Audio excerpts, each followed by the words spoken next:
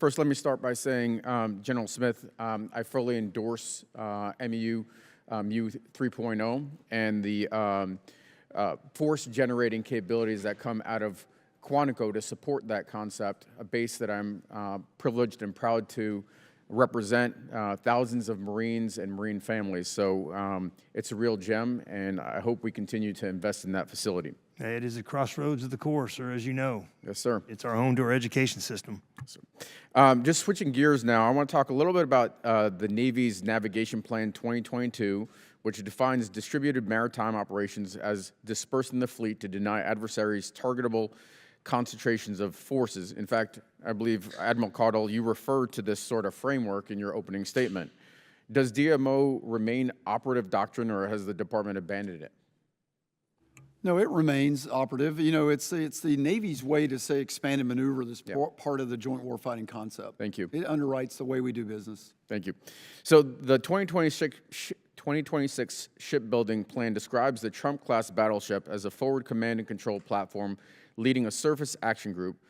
Does concentrating command authority, offensive fires, nuclear reactor into a single 35,000-ton hull advance DMO's core principle of denying adversaries high-value targets, Mr. Secretary?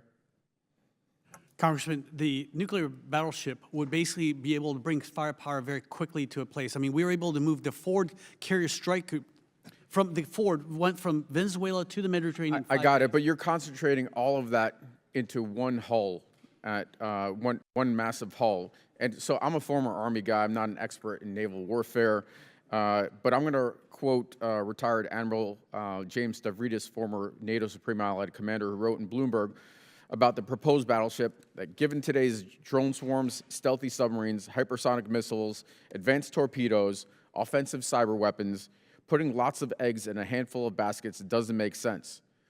China can field dozens of DF-26 ballistic missiles for under $1 billion. These are really about $20 million per missile. A single Trump-class battleship is estimated to cost $17 billion.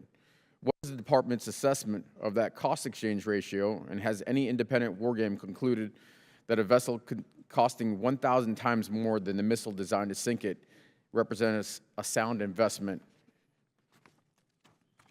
Congressman, we talk about these hypersonics and all the missiles that can sink it, but the ship is going over 1 nautical mile a minute. There's no hypersonic that can change course that quickly, and this is why we need this a large combatant. We've had this requirement. Have there been studies that have determined yes, that? Sir. We've had requirements again since in that case. UpNav. I would love to see that, because I and I'm sure others are skeptical of making a mass investment in a system that is literally 1,000 times more expensive than the missiles designed to sink it. So I would love to see that work being done.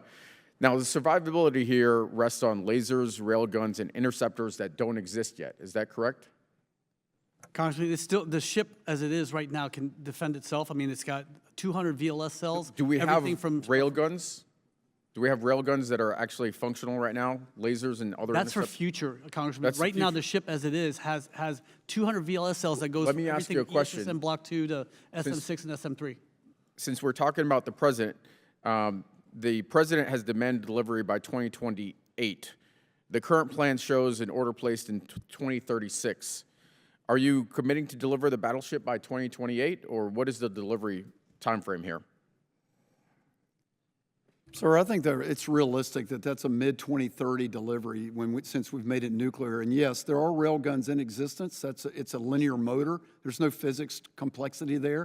And to scale that on the battleship is long overdue. I can send a 50-pound projectile 500 miles from it at multiple repetitive rates. The asymmetric capability of that battleship is unmatched. And if I don't protect the units, nothing across the joint force works, including B-21 or anything else. So counter-targeting is essential to all survivability of all elements of the joint force. So this is my concern, Admiral and Secretary, is that this is a aesthetics or a project for the president that does not meet the current threat environment that we've seen in the Black Sea and repeatedly.